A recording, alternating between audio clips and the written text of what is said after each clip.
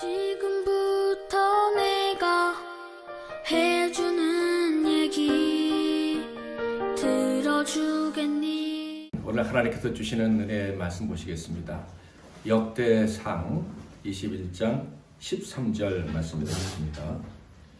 구약성경 역대상 21장 13절 말씀.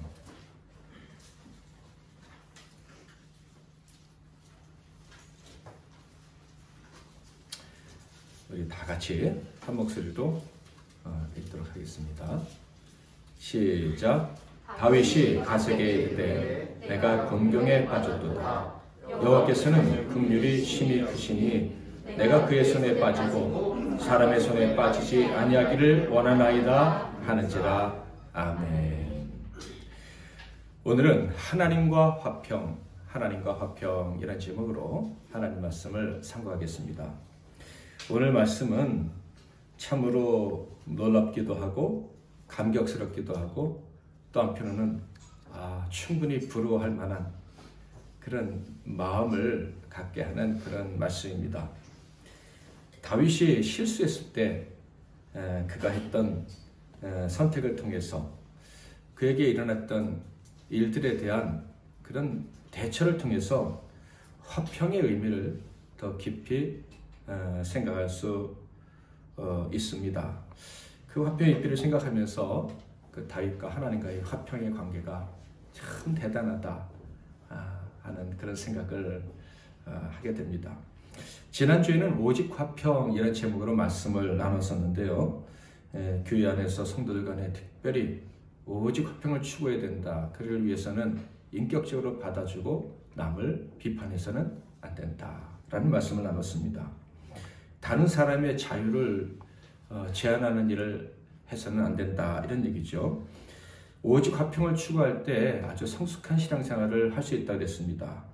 능력 있는 기도 생활도 할 수 있는데 기도의 본질에 더 가까이 다가갈 수 있게 된다. 엉뚱한 기도를 하지 않을 수 있게 된다 하는 거예요. 우리 오늘 집사님이 기도 중에도 비교하지 않게 해달라고 그런 기도를 하셨는데 비교당하는 사람은 언제나 괴로운 거예요. 교회 안에서도 비교를 당한다. 내가 더 교회에서 인정받기 위해서는 축복을 더 받아야 돼. 헌금을 더 많이 해야 돼. 좀 더 큰 아파트에 살아야 돼. 이런 생각을 성도들이 혹시라도 한다면 그거는 교회에 왔지만 천국의 삶을 사모하고 왔지만 또 다른 지옥에 온 것과 다름이 없어요. 화평을 추구하지 않으면 언제나 비교하게 되고 언제나 서로를 제한하고 그래서 이 교회 생활이 행복하지가 않게 되는 거예요. 화평을 추구해서 그래서 비교하지 않고 절대적으로 상대방을 받아주게 되면 그때야 비로소 가치 있는 삶을 추구할 수 있게 됩니다. 남들보다 더 높아져야지, 내가 더 인정받아야지 이런 생각을 하게 된다면은 저 사람은 성공했는데 나는 왜 이 정도밖에 안 되지? 저 사람은 복 받았는데 나는 왜 복을 못 받지? 기도가 부족한가? 이런 생각을 하게 된다면 내가 왜 살아야 되는지를 잊어버려요. 다른 사람이 삶의 이유가 되는 거예요. 우리는 하나님 영광을 위해서 살아야 됩니다. 하나님께서 나를 여기 보내셨으니까 나를 통해서 어떤 영광을 받기를 원하시는가? 성전에 물을 깃는 일을 통해서 영광 받기를 원하실 수도 있고 대제사장으로 역할을 감당함으로 하나님이 영광을 받을 수도 있는데 비교하다 보면은 그게 안 되는 거예요. 그래서 교회가 절대적인 화평을 추구할 때 본질적인 삶을 추구할 수가 있다 하는 것입니다. 사람과의 화평도 이렇게 중요한데 하나님과의 화평은 또 얼마나 중요하겠습니까? 오늘 다윗과 하나님 사이에 있었던 그 화평, 그것도 좋을 때뿐 아니라 아주 안 좋았다고 여겨질 수밖에 없는 그런 상황에서 다윗과 하나님 사이에 어떤 화평의 관계가 있었나, 이것을 우리가 살펴보기를 원하는 거예요. 그래서 하나님과 화평한 사람이란 도대체 어떤 사람인가, 그리고 우리는 하나님과 어떤 관계를 맺고 살아가고 있는가 하는 것을 확인해보고 그를 통해서 은혜를 받기를 원하는 거예요. 오늘 말씀의 배경은요, 다윗이 승승장구해서 더 이상 사방에 적이 없다고 여겨질 정도로 안정기에 접어들었을 때 다윗의 노년기에 일어난 일입니다. 역대상 20장 1절 2절을 보면, 자, 오늘 우리가 읽은 본문의 한 장 앞에 있는 거예요. 자, 20장 1절 2절 한번 같이 읽어볼까요? 시작. 왕들이 출전할 때가 되매 요압이 그 군대를 거느리고 나가서 암몬 자손과 땅을 격파하고 들어가 랍바를 에워싸고 다윗은 예루살렘에 그대로 있더니 요압이 랍바를 쳐서 함락시키매 다윗이 그 왕의 머리에서 보석 있는 왕관을 빼앗아 중량을 달아보니 금 1달란트라. 그들의 왕관을 자기 머리에 쓰니라. 다윗이 또 그 성에서 노력한 물건을 무수히 내오고. 이 출전할 때가 되었다 하는 것은 전쟁하기 좋은 봄이철이 돌아왔다 이런 얘기입니다. 전쟁을 하는데 뭐 보니까 승승장구예요. 그토록 다윗을 이스라엘 괴롭혔던 암몬도 완전히 멸망시켜버리고, 이제 또 우리가 읽지는 않았지만 블레셋에 또 남은 잔당 또 처리를 했습니다. 블레셋의 그 유명한 사람 있죠, 골리앗. 골리앗의 동생이 아직 살아 있었던 모양이에요. 골리앗의 동생이 또 장군으로 골리앗 대신 나왔는데 라흠이라고, 그 골리앗 동생도 이번에 깨끗이 처리를 했습니다. 암몬을 처리하고 났더니 암몬 왕이 쓰던 왕관이 34kg예요. 그러니까 금에다가 이제 보석까지 박아가지고 엄청나게 화려한 황관을 만들었는데 다윗이 그것도 써봤다고. 34kg 쓰고 있으면은 목에 디스크 올 것 같아서 잠깐 아마 썼다가 벗어놓지 않았나 뭐 이런 생각을 해봅니다. 다윗이 어떻게 이런 복을 받았습니까? 언약 때문이죠. 너의 나라를 영원히 견고하게 해주겠다. 그리고 그 언약을 믿음이 다윗에게 있었기 때문입니다. 그러니까 한마디로 은혜예요.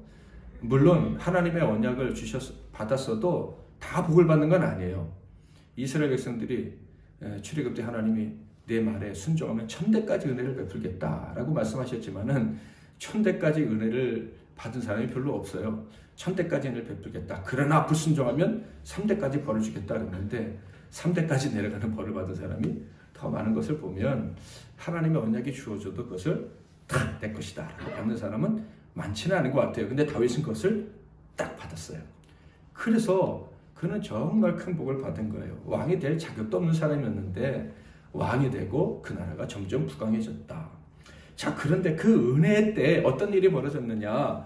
오늘 본문 말씀 있는 21장 1절 2절을 보면 사탄이 일어나 이스라엘을 대적하고 다윗을 충동하여 이스라엘을 계수하게 하니라. 다윗이 요압과 백성의 지도자들에게 이르되 너희는 가서 브엘세바에서부터 단까지 이스라엘을 계수하고 돌아와 내게 보고하여 그 수요를 알게 하라 하니. 사탄이 다윗을 깨웠다 이렇게 기록되어져 있어요. 사탄이 다윗을 깨워서 인구조사를 하도록 했다라는 거예요. 다윗의 일생에는요 아주 커다란 죄가 2개가 있어요. 첫 번째는 밧세바를 취했던 사건, 두 번째는 여기 노년에 있었던 인구조사 사건입니다. 근데 성경을 가만 보니까 밧세바 사건 때하고 이 인구조사 사건 때하고 비슷한 점이 있어요. 자, 사무엘하 11장 1절 밧세바 사건 직전에 있었던 일, 그 해가 돌아와 왕들이 출전할 때가 되면, 이때도 봄이네요. 전쟁할 때가 가까이 왔습니다. 다윗이 요압과 그에게 있는 그의 부하들과 온 이스라엘 군대를 보내니 그들이 암몬 자손을 멸하고 랍바를 에워쌌고 다윗은 예루살렘에 그대로 있더라. 그러니까 역대상 20장 1, 2절에 있는 말씀과 사무엘하 11장 1절 말씀이 똑같은 게 있어요. 다들 전쟁할 때 다윗은 이제 나는 안 나가도 돼 하면서 왕궁에 그대로 있었다 하는 거예요. 그러니까 두 사건 다, 이 엄청난 범죄 둘 다 정말로 그 어느 때보다 평강이 찾아왔을 때, 야 이제는 살만하다, 이제는 안전해 라는 생각이 들었을 때 이런 무서운 죄를 지었다 하는 거예요. 하나님이 언약을 베풀어 주시고 하나님의 사람이 그 언약을 아멘으로 받아들였어요. 그래서 그 언약이 성취가 됐어요. 그런데 그때 마귀가 공격을 했다 이런 얘기예요. 그런데 사실 이런 거는 우리 주변에서 쉽게 볼 수 있어요. 요새 아주 유명한 그 프로그램 하나 있어요. 개는 훌륭하다. 그래서 저도 몇 번 봤는데 문제는 다 주인에게 있어요. 개를 그냥 상전처럼 대접해주면 이 개가 상전도 물고 이웃도 물고 적절하게 통제하고 훈련하면 아주 착한 개가 되고, 개만 그렇습니까? 사람도 그렇지. 사람도 자식을 그냥 상전처럼 떠받들면 나중에 부모가 없고 자기들밖에 모르는 그런 사람이 되잖아요. 하나님이 복을 주시다 자격 없는 다윗에게 이런 엄청난 복을 주시니까 순간 이 개처럼, 버르장머리 없는 아이처럼 이 위대한 믿음의 사람인 다윗에게도 교만이 싹 텄다 하는 것을 알 수가 있어요. 그러니까 이 말씀을 보면서 하나님이 복을 주실 때가 더 조심해야 될 때구나, 더 겸손해야 될 때구나 하는 생각을 하게 됩니다.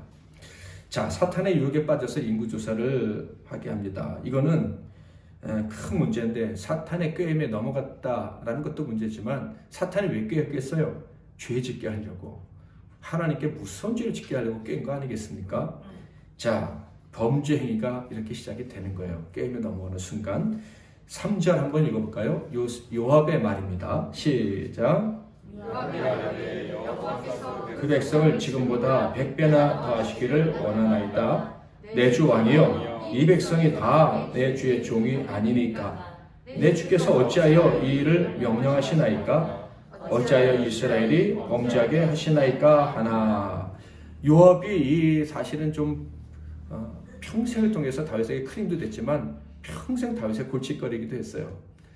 불순종한 적이 한두 번이 아닙니다. 결국 마지막에는 솔로몬이 왕이 오르는 거 반대하다가 죽었잖아요. 그러나 그래도 다윗 옆에 있으니까 영적으로 분별을 제대로 할 때도 있었습니다. 지금이 바로 그런 경우예요. 이것은 범죄입니다. 하나님께 죄를 짓는 거예요. 이렇게 얘기를 했습니다. 그러나 다윗은 그래도 해라. 자기가 죄인지를 깨닫지, 죄를 짓고 있는지 깨닫지 못했던 거예요. 왜 죄가 됩니까? 5절에 나와 있어요. 요압이 백성의 수요를 다윗에게 보고하니 이스라엘 중에 칼을 뺄 만한 자가 110만 명이요 유다 중에 칼을 뺄 만한 자가 47만 명이라. 지금 인구조사를 해서 보고했는데 어떤 인구입니까? 아기부터 노인까지 인구조사를 한 게 아니라 전쟁에 나갈 만한 사람들의 숫자를 세는 인구조사였어요. 20살에서 60세. 지금 다윗이 전쟁에서 승승장구하는 이유가 무엇입니까? 하나님의 언약 때문이에요. 그 전에 다윗이 나갈 때 군대 숫자 개수한 적 한 번도 없어요. 하나님 나갈까요 말까요? 나가라! 그러면 나갔잖아요. 골리앗을 쳐부술 때도 하나님, 저는 이렇게 조그만데 이길 수 있을까? 이렇게 안 했어요. 하나님 나갈까요 말까요? 나가라! 하니까 그냥 어떤 무기 가지고 갈까요? 묻지도 않고 물맷돌 5개 가지고 그냥 나갔어요. 계산하지 않아도 하나님이 승리를 주셨다. 이런 얘기예요. 지금까지 그렇게 살아왔어요. 그런데 인구조사를 하는 거예요. 누구 힘을 확인하려고 그럽니까? 하나님의 힘입니까? 아니면 자기 힘입니까? 지금까지 하나님의 힘으로 여기까지 왔는데 이제는 자기 힘으로 가봐야겠다는 생각이 든 거예요. 이것이 사탄이 준 것이죠. 패배를 걱정할 때도 아니었고 군인들이 사기가 떨어진 때도 아니었어요. 군인들이 방심하고 있지도 않잖아요. 가면 다 이기는데. 그들은 아주 훌륭한 군대고 하나님이 막 사기를 높여주셔가지고 혼자서도 10명, 100명 처리할 수 있는 그런 군대였단 말이에요. 그런데 다윗이 내 힘이 어느 정도 되나 이걸 확인하려고 인구조사를 했으니 하나님 앞에서 얼마나 큰 죄입니까? 요새 사람들이 막 자살하는 경우가 많잖아요. 스타가 자살하고 스타가 우울증에 걸리고 저 사람 돈도 많은데 저렇게 수고했는데 왜 저러나 그런 생각을 할 수밖에 없는 일들이 너무 많습니다. 비일비재합니다. 왜 그렇습니까? 사람들은요 힘을 추구하는 사람일수록 힘이 없어질까 두려워하는 거예요. 힘을 추구하는 사람일수록 내가 힘이 조금이라도 또 약해졌다 생각하면 답답하고 불안한 거예요.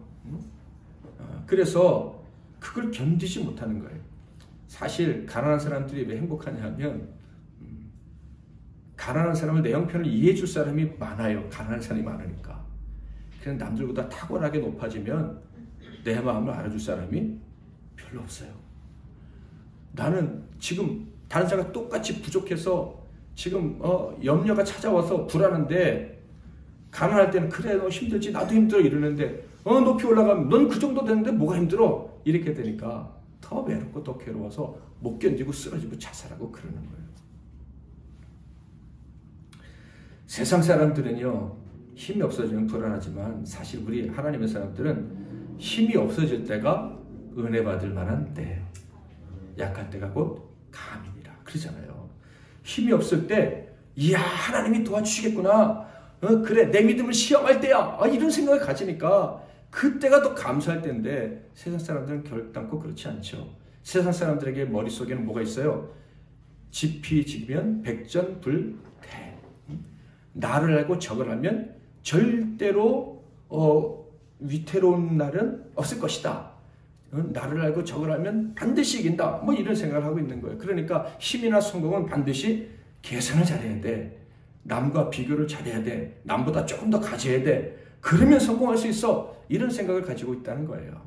그것이 그들이 절망으로 빠지고 우울증에 빠지는 함정이라는 것은 절대 모르고 그게 죄라는 거, 그게 교만이라는 건 절대 모르고 그 생각하는 거예요.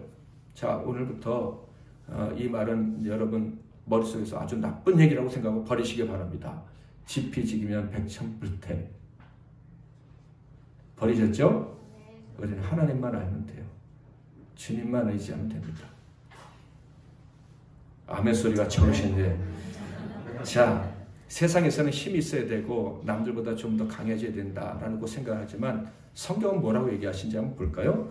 야고보서 4장 13절 14절 같이 읽겠습니다. 시작. 그러나 너희들이 말하기를 오늘이나 내일이나 우리가 어떤 도시에 가서 거기서 인연을 머물며 장사하여 이익을 보리라 하는 자가 내일을 너희가 알지 못하는도다. 너희 생명이 무엇이냐? 너희는 잠깐 보이다가 없어지는 안개니라. 어떤 도시에 가면 반드시 돈을 벌 수 있겠다. 계산이 된 거죠. 그래서 다른 도시에 가서 뭐 1년이든지 얼마든지 먹으면서 장사하겠다고 하는데 하나님 뭐라고 말씀하십니까? 너는 안개야. 내일 없어질지도 모르는데 넌 계산대로 될 거라고 생각하니? 인간 계산은 얼마나 험한 것인지를 말씀하고 계신 거예요. 올라가고 또 올라가 봤자 또 실제로 계산한 대로 성공해서 돈을 많이 벌어도 더 외로워질 수 있다는 거, 더 불행해질 수 있다는 거, 너 왜 모르니? 이런 말씀을 지금 하시는 거예요. 고린도서 8장 2절 3절에서는 뭐라고 하시는지 이것도 같이 읽어볼까요? 시작. 환난의 많은 시련 가운데서 그들의 넘치는 기쁨과 극심한 가난이 그들의 풍성한 연보를 넘치도록 하게 하였느니라. 내가 증언하노니 그들이 힘대로 할 뿐 아니라 힘에 지나도록 자원하여. 이 마게도냐 교회가 헌금하는 건데요. 그들이 극심한 가난 가운데 있었는데 예루살렘 교회를 돕겠다고 힘에 지나도록 자기 분수에 넘치도록 헌금을 했다. 이런 얘기예요. 주의 일은 계산하면서 하는 게 아니다라는 말씀이죠. 마태복음 10장 8절에서 10절을 한번 보겠습니다. 제가 읽을게요. 병든 자를 고치며 죽은 자를 살리며 나병 환자를 깨끗하게 하며 귀신을 쫓아내되 너희가 거저받았으니 거저주라. 여러분 거저받았으니 거저주라는 말씀이 마음에 드십니까? 안 드십니까? 이거 거저받았으니까 거저 좀 남는 게 하나도 없잖아요. 네? 손해보는 장사 같지 않아요. 차라리 주지 마시든지 줘놓고 다 주라고 하면은 손해 아닙니까? 9절 10절엔 더 희한한 말씀도 있어요. 너희 전대에 금이나 은이나 동을 가지지 말고 여행을 위하여 배낭이나 두벌 옷이나 신이나 지팡이를 가지지 말라. 이는 일꾼이 자기의 먹을 것 받는 것이 마땅함이라. 주의 일을 하려면 계산하지 말고 가라 이런 얘기예요. 계산이 굉장히 지혜로운 사람들이 하는 것 같지만 하나님이 보실 때는 굉장히 위험한 일일 수 있다라는 얘기예요. 특별히 하나님이 역사하신다는 것을 알 때에는 하나님이 일하고 계신다는 것을 믿는 사람에게는 계산은 굉장히 치명적인 악한 행위가 될 수가 있다는 거예요. 하나님의 일하심을 볼 수 있기를 바랍니다. 하나님의 일하심을 본다면 그거를 딱 잡아야 돼요. 그 믿음의 줄기를 놓치지 말아야 돼요. 야, 하나님이 일하신다. 내 생각과 내 능력을 초월해서 하나님이 일하실 거야. 그걸 믿어야 돼요. 하나님이 다 주셨는데도 계산하는 사람이 있어요. 하나님이 지금 막 역사하고 계시고 이미 많은 걸 주셨는데도 그때 또 계산을 하는 사람은 하나님의 역사를 차단하는 사람이에요. 그건 심지어 하나님을 진노하게 만들고 벌을 받는 그런 어리석은 일을 하는 거예요. 아무것도 염려하지 마시기를 축원합니다. 제 옆에 계신 분들 보세요. 하나님이 지금 사랑하시고 역사하시는 귀한 분들 아닙니까? 아멘. 제가 지난번에 오직 화평이라는 설교를 하고 생각을 해봤어요. 제가 새벽 예배 설교를 찍는데 어느 때 3번, 4번 찍고요. 다 했는데 찬양하다 틀려서 또 다시 찍으면 엄청 힘들어요. 다시 찍고 나면 더 마음에 안 들어. 아유, 우리 성도들이 이거 보면 요새 유튜브들 보면 너무 잘 찍잖아요. 막 말도 막 잘 나가고 맨날 말 더 듣고 이러는 거 보면 뭐라고 하실까? 김보영 목사한테 보내면서 여기 다듬었는데 이거 다시 찍으라고 하면 다시 찍을게요 하고 보내면 김보영 목사님 뭘 하냐면은 목사님 그래야 우리 성도님들이 목사님도 인간 같다 하면 좋아합니다. 오늘 집사님 찬양할 때 그런 생각이 있어요. 옛날에 어떤 교회에서는 찬양 인도자 세워놓으면은 모르는 것만 맨날 한다. 멘트가 길다, 멘트가 짧다. 서로 그냥 이 비판하는 찬양 인도하는 것보다 그 스트레스 해소하는 게 더 힘들어요. 그런데 우리 성도들은 아무도 목사님 문제가 있다. 요번 주에 설교 찍고 나서 나중에 밤에 가서 딱 이제 마지막에 딱 보니까 아이고 단추 하나 풀었더라고요. 근데 아무도 그런 얘기를 안 하셔. 그러니 얼마나 이게 감사해요. 우리가 서로를 받아주고 용납하고 사는 게 얼마나 기쁠지 몰라요. 계산하지 않아도 계산이 완전히 틀려도 그냥 이게 우리가 받아들여진다는 게 이게 얼마나 감사한지 모르겠어요. 자, 그렇다면 계산은 다 죄입니까? 계산을 할 때는 해야죠. 이렇게 생각하시는 분이 계실 거예요. 누가복음 14장 말씀에 이런 얘기가 있어요. 28절 너희 중에 누가 망대를 세우고자 할진대 자기의 가진 것이 준공하기까지에 족갈른지 먼지 한 자 그 비용을 계산하지 않겠느냐. 망대를 짓겠다고 해놓고 계산하지 않고 덤벼들었다가 중간에 짓지 못하면 망신 아니냐.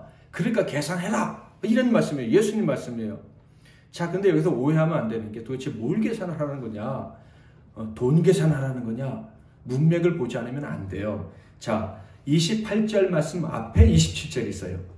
자, 같이 한번 읽어보겠습니다. 시작. 누구든지 자기 십자가를 지고 나를 따르지 않는 자도 능히 내 제자가 되지 못하리라. 아멘. 그리스도인들이 계산하는 것은 돈 계산이 아니라 내가 제자로 사는 게 맞는가? 내가 제자인가 아니면 주인인가? 내가 내 멋대로 살려는 사람인가? 주님 뜻대로 살려는 사람인가? 그걸 계산하라는 거예요. 아멘. 세상 사람들은 돈 계산하지만 우리는 이것이 하나님의 뜻인가? 하나님이 기뻐하시는 일인가 아닌가? 그걸 계산하는 거예요. 제가 여러분에게 여러 번 말씀드렸던 것 같은데 성전 건축하는 거 딱 하나 빼고 돈이 없어서 주의를 못한 적 한 번도 없었던 것 같아요. 필요한 건 다 주시는 것 같아요. 요새 저렇게 많은 쌀과 이것도 막 나누면서 하는데 돈 한 푼 없는데 저런 일 하잖아요. 하나님이 다 채워주시고 필요하다면 다 주실 줄 믿습니다. 중요한 건 돈 계산이 아니라 내가 하나님대로 살기를 원하는 거 아닌가, 이게 중요한 거예요. 요압은 영적으로 밝은 사람은 아니라 그랬죠. 그래서 힘이 좀 세지면서 방자하게 울 때도 참 많았다 그랬습니다. 그런데 이번에는 다윗이 인구조사하겠다고 할 때 그게 죄라는 것은 분명히 알았어요. 그래서요, 그 영적으로 깨달은 것과 불충의 마음이 딱 섞여가지고 인구조사를 하라고 했는데 결과물을 안 내놓은 거예요. 이 일자에 핑계대면서 결과물을 안 내놓고 버텼어요. 그러자 다윗이 빨리 내놔라 막 재촉을 하니까 어쩔 수 없이 결과를 가지고 왔는데 그것도 완벽하게 해서 가지고 온 것은 아니었습니다. 6절을 볼까요? 요압이 왕의 명령을 마땅치 않게 여겨 레위와 베냐민 사람은 계수하지 아니하였더라. 그러니까 다윗 입장에서는요, 레위 지파 사람들과 베냐민 지파 사람들도 다 계수해서 갖고 와라 이렇게 했던 것 같아요. 그런데 결국 뜸을 들이다가 이 요압은 레위 지파하고 베냐민 지파는 뺐어요. 레위 지파는 아시다시피 하나님께 드려진 사람들이에요. 자기의 군대를 운영할 때 끌어들일 수 있는 사람들이 아니다 이런 얘기예요. 그래서 뺐고요. 베냐민 지파는 언약궤와 장막을 보관하던 장소가 예루살렘에는 언약궤 성전이 있었고요. 언약궤가 있었고 그 다음에 장막은 어디 있었냐면 기브온 지역에 있었어요. 그러니까 이 둘 다 예루살렘에는 예루살렘과 기브온 양쪽이 다 종교적인 장소였다 이런 얘기예요. 하나님을 섬기는 장소. 베냐민 지파 사람들이 거기서 거했어요. 그러니까 이 사람들은 성전을 섬기는 일을 많이 했단 말이에요. 그러니까 이 사람들은 성전을 섬기는 사람들이니까 전쟁에 나가면 안 됩니다 하고 자기가 판단하고 숫자에서 빼버릴 명분을 삼았다 하는 것을 알 수가 있습니다. 다윗 왕국이 특별한 이유가 무엇입니까? 다윗과 골리앗 이야기를 기억하시면 아시겠지만 세상 힘이 아닌 하나님, 전능하신 하나님의 힘을 의지해서 세워지는 나라인 거예요. 그렇죠? 저와 여러분의 생도 마찬가지예요. 세상의 능력, 학벌, 돈, 인맥 이런 걸 우리는 세워지는 사람들이 아니고 하나님의 은혜로 세워지는 사람들입니다. 아멘. 우리 교회 역시도 처음부터 끝까지 그렇게 가야 될 것이고요. 이게 복인 거예요. 이것이 이스라엘 사람들의 그 특별한 복이었어요.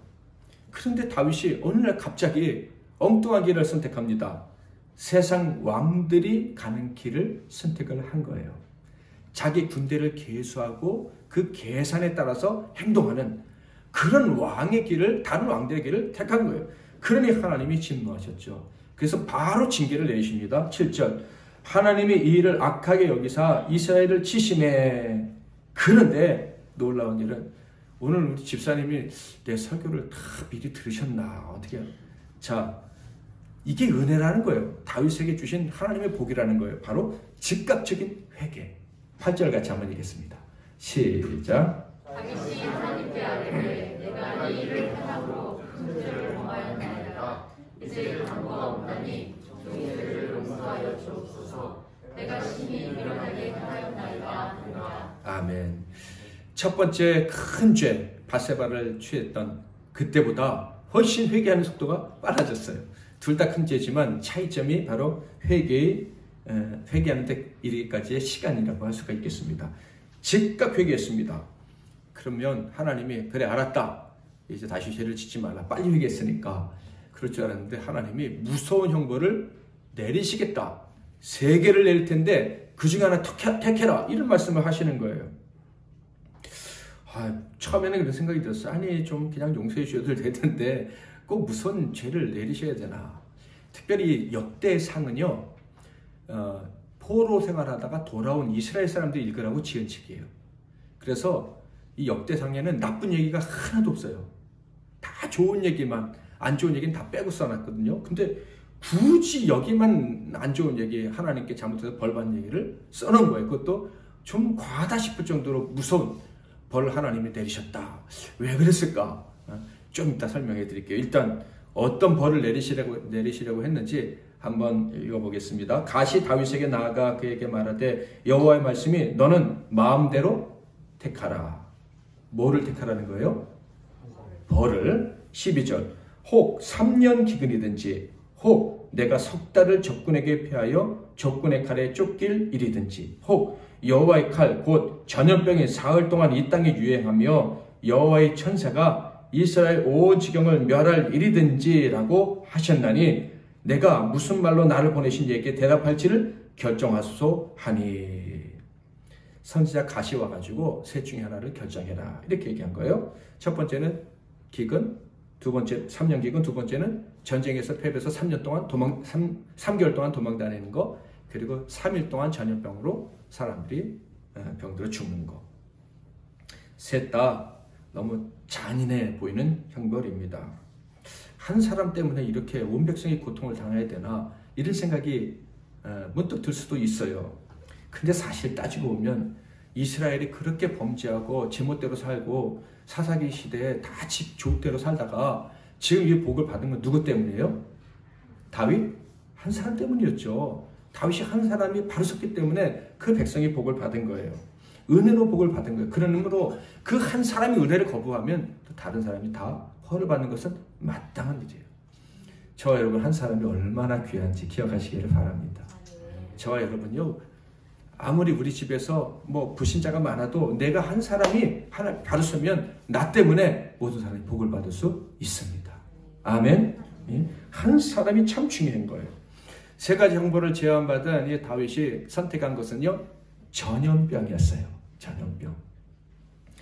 요새 우리가 전염병을 겪고 있기 때문에 이게 얼마나 무서운지 아주 뼈저리게 느끼고 있는데, 다윗이 왜 전염병을 택했을까? 예전에 어렸을 때는 3일 만에 끝나니까, 뭐 짧게 맞고 끝나니까 그렇게 택한 것이 아닐까 이런 생각을 했었는데, 성경을 자세히 보면 정말 놀라운 것을, 아주 감격스러운 그 이유를 발견할 수가 있어요. 자, 같이 한번 읽어보겠습니다. 시작. 다윗이 가세게 이르되 내가 공경에 빠졌도다. 여호와께서는 긍휼이 심히 크시니 내가 그의 손에 빠지고 사람의 손에 빠지지 아니하기를 원하나이다 하는지라. 저는 이 구절이 너무 좋아요. 너무 감격스럽게 다가와요.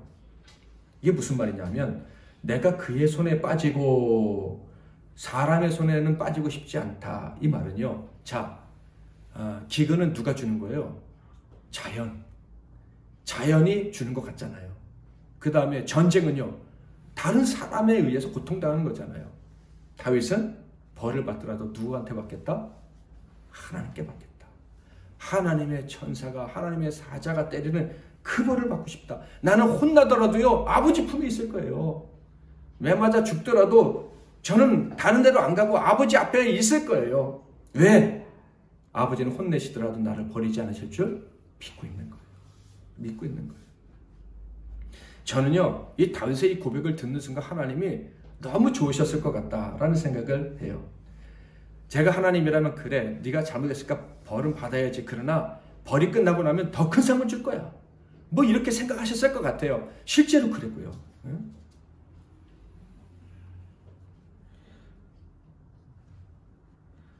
다윗이요, 죄를 범했지만 돌아왔습니다. 어디로요? 하나님 은혜로, 하나님 품으로 그냥 팍 파고드는 거예요. 잘못을 크게 한 자식도 집 나가는 자식이 있고 엄마 품에 달려드는 자식이 있잖아요. 엄마 품에 달려들면요, 때리더라도 못 때리고, 때린 게 미안해서 나중에 더 잘해주고 막 옷 사주고 밥 해주고 막 이런 거 아니겠어요? 다윗이 지금 딱 그런 거예요. 하나님이 자기가 잘못해서 혼을 내시는데 서운하지 않아요. 하나님이 아무리 나를 힘들게 만드셔도 나는 서운해하지 않아요. 서운하지가 않아요. 이런 생각을 지금 하고 있는 거예요. 하나님께서 내 죄를 용서해 주시기만 하면 문제가 사라질 것이다. 그걸 믿고 있는 거예요. 하나님과의 관계는 깨지지 않아. 하나님과의 나의 관계는 문제가 없어. 그러므로 용서만 받으면, 요번에 벌 받고 용서만 받으면은 전보다 더 좋아지면 좋아졌지 나빠질 일은 전혀 없어. 회초리 몇 대 맞으면 물론 아프겠지만 그렇다고 하나님과 나의 관계가 깨지거나 뭐 문제가 생기는 건 아니야 하는 믿음이 다윗에게 있었다는 거예요. 이게 저는 화평이라고 생각합니다. 깰 수가 없는 거예요.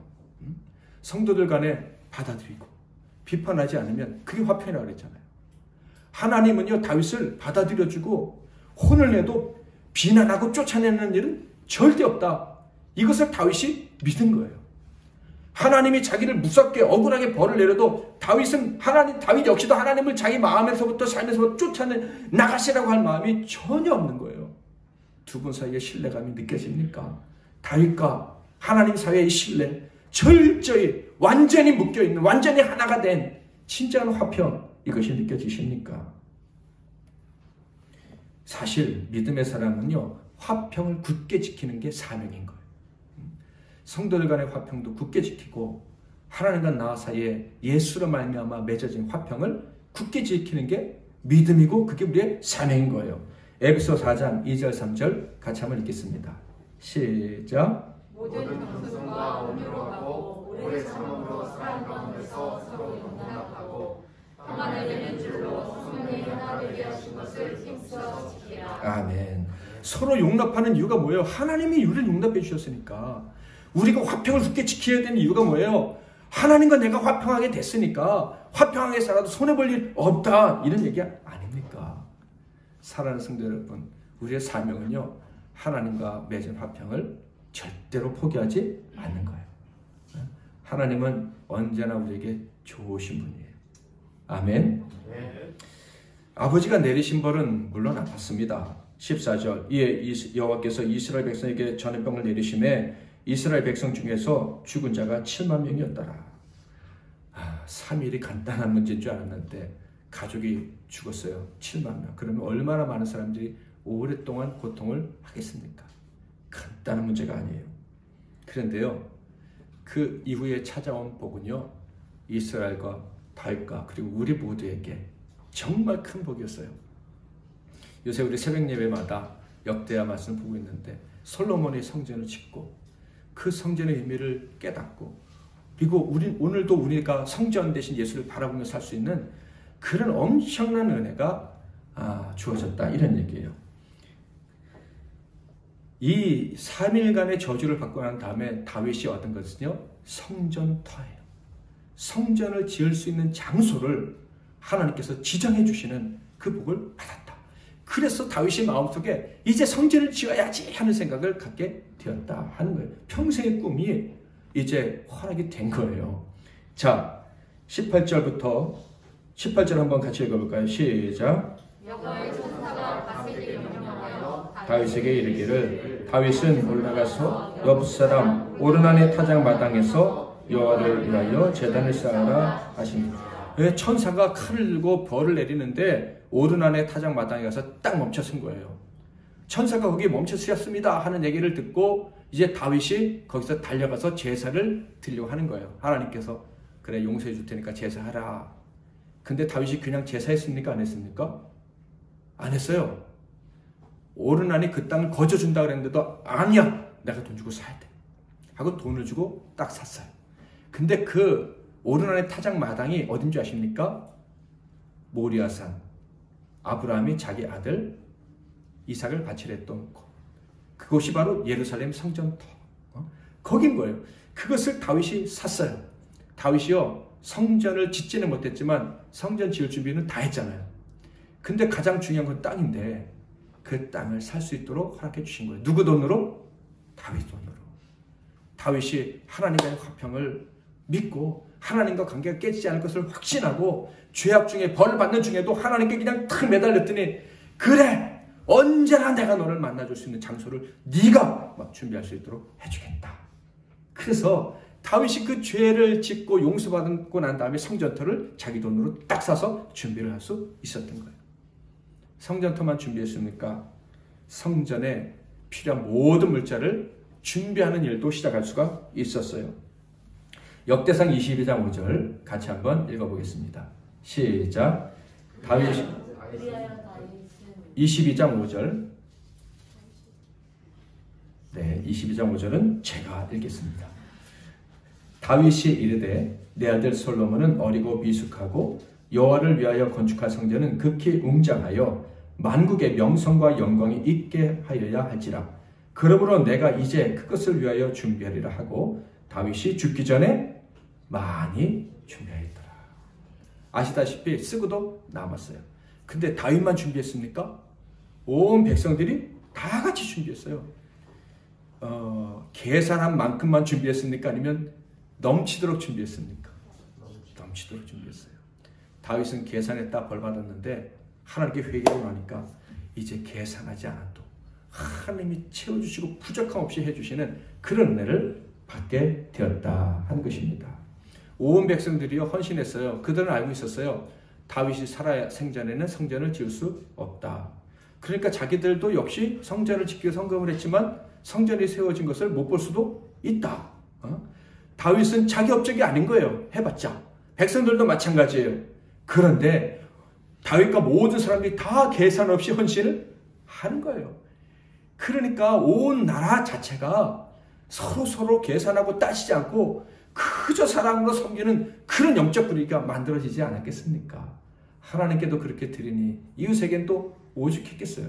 그 나라가 천국처럼 바뀌게 된 거예요. 모세도 생각납니다. 느보산에서 죽을 때 자기는 가나안 땅에 못 들어가도 전혀 후회하지 않고 너희들 쫙 축복해주고 가지 않습니까? 정말 하나님의 사람들은 계산하지 않는 거예요. 하나님의 사람들은요 기꺼이 자기를 내어주는 거예요. 그래서 진정 기쁨이 있는 거예요. 자유가 있는 거예요. 뭐 비교하거나 이런 일이 발생하지 않는다 하는 거예요. 말씀드린 것처럼 역대상은요 포로에서 돌아온 사람들이 읽도록 지은 책이기 때문에 미담 중에 미담들만 기록했다 그랬어요. 실패한 이야기는 딱 여기밖에 없는데 그렇다면 이 이야기의 목적도 실패담을 적으려는 것이 아니다 하는 것을 알 수가 있습니다. 용기를 얻게 하려고, 힘을 얻고 살게 하려고. 포로로 끌려갔다가 돌아온 사람들 얼마나 자격지심이 심하겠어요. 내가 옛날에 좀 잘할걸, 내가 옛날에 하나님 좀 잘 섬길걸, 정신 똑바로 차리고 살걸, 그러지 않았겠어요. 그리고 와서 돌아보니 이게 뭐 이 땅이 엉망진창이잖아요. 이 나라가 엉망이고 뭐 예루살렘 성벽도 다 성전도 성벽 다 허물어졌고. 그런데 이 다윗의 얘기를 듣는 순간 어떤 생각이 들었겠습니까? 야, 견적이 안 나오지? 그래, 힘든 건 내가 알아. 그러나 하나님 품으로 달려가.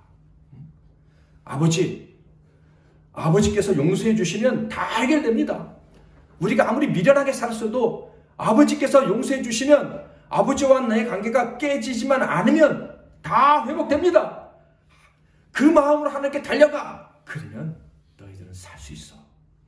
이런 메시지를 주려고 다윗의 실패담을 적은 거예요. 에베소 2장 14절 같이 한번 읽겠습니다. 시작. 그는 우리의 합평이신 자 불로 하나를 만드사 원수의 곧 중간에 막힌 떡을 자기 육체로 하시고. 예수 그리스도가 화평입니다. 예수를 바라보시기를 바랍니다. 지금 아무리 내가 창피스럽고 남과 비교하지 않으려고 해도 우리가 어쩔 수 없이 이렇게 비교하고 또 비교도 당하고 이런 일 때문에 마음이 힘들 때가 많지만 그래도 예수를 바라보시기를 바랍니다. 예수를 바라보는 게 뭐예요? 하나님 품으로 달려가는 거예요. 하나가 나는 한편이지요 하는 거예요. 하나님의 계산, 하나님의 능력대로 내 삶이 이끌어질 줄 믿습니다 하는 거예요. 달려가시기를 바랍니다. 그러면 회복됩니다. 역대상 29장 13절 17절 다윗이 이제 마지막 고백하는 건데요. 천천히 같이 한번 다 같이 읽어보겠습니다. 시작. 우리 조상들과 같이 주님 앞에서 이방 나그네와 거류민들이라. 세상에 있는 날이 그림자 같아서 희망이 없나이다. 우리 하나님 여호와여, 우리가 주의 거룩한 이름을 위하여 성전을 건축하려고 미리 저축한 이 모든 물건이 다 주의 손에서 왔사오니 다 주의 것이니이다. 나의 하나님이여, 주께서 마음을 감찰하시고 정직을 기뻐하신 줄을 내가 아나이다. 내가 정직한 마음으로 이 모든 것을 즐거이 드렸사오니 이제 내가 또 여기 있는 주의 백성이 주께 자원하여 드리는 것을 보니 심히 기쁘도소이다. 계산하다가 벌받은 인생이 자기와 백성들이 하나님께 부족한 헌신하는 그 모습을 보면서 이제 진짜 기쁨을 느낍니다 라고 얘기를 하는 거예요. 사랑하는 성도 여러분, 형통과 화평은 발음이 좀 비슷하지만 완전히 다른 거예요. 화평은 형통할 때에도 주어지지만 심판과 저주와 고통의 때에도 주어지는 거예요. 우리는 형통만 추구하면 안 좋을 때는 이게 내 벌 받았다 이런 생각을 하는 거예요. 하나님의 사람은 형통은 덤이에요. 우리가 추구하는 건 형통이 아니라 화평이에요. 아멘? 하나님과의 화평이에요. 이웃과의 화평이에요. 화평은 언제나 가능해요. 예수를 의지하고 하나님 품으로 달려가면 언제나 화평을 누릴 수 있어요. 예수를 의지하는 사람은요, 벌 받아도 그래서 절망하지가 않아요. 계산기 들여보니까 계산이 안 나와도 낙심하지 않아요. 주변을 둘러봐도 야, 이게 도대체 희망이 없구나 라는 생각이 들 때에도 포기하지 않아요. 서운하지도 않아요. 왜 내 운명이 이렇습니까? 내 꼬라지가 이 모양입니까? 이런 소리 하지 않아요. 하나님과 화평하면 다 회복될 줄 믿으니까. 화평은 언제든지 가능합니다. 화평할 수만 있으면 됩니다. 그래서 다윗이 이렇게 고백한 거예요.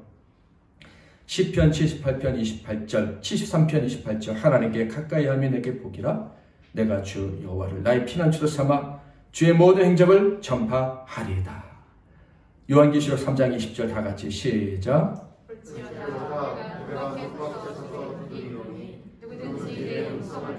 문을 열면 내가 그에게로 들어가 그와 더불어 먹고 그는 나와 더불어 먹으리라. 아멘. 주님의 품은 열려 있습니다. 달려 들으세요. 하나님과 나는 화평하잖아요. 깨지지 않을 줄 믿어요. 계산이 안 나오지만 하나님 내 편이시니 걱정 없어요 라고 달려가십시오. 그러면 그런 사람들은 반드시 형통이라는 선물을 받아 누리고 살게 될 것입니다. 축도하겠습니다. 다윗이 가세게 이르되 내가 공경에 빠졌도다. 여호와께서는 긍휼히심이 크시니 내가 그의 손에 빠지고 사람의 손에 빠지지 아니하기를 원하나이다 하는지라. 아멘. 지금은 우리 주 예수 그리스도의 크신 은혜와 우리 하나님 아버지의 극진하신 사랑하심과 성령님의 위로 교통 충만 복 주시는 은혜가 하나님이 우리를 흑암 가운데 던지셔도 하나님 손 안에만 있으면 나는 걱정이 없습니다. 하나님과 나는 영원히 화평한 존재가 되었습니다. 라는 믿음으로 머리 숙이고 그래서 하나님의 복을 영원토록 받아 누리게 될 이 복된 종들 한 분 한 분 위에와 그들의 가정과 산업과 건강 위에 이 나라와 이 민족과 세계 열방과 이 땅의 모든 교회들과 우리 MC 나는 교회 위에 이제로부터 영원토록 함께 하실지어다. 아멘.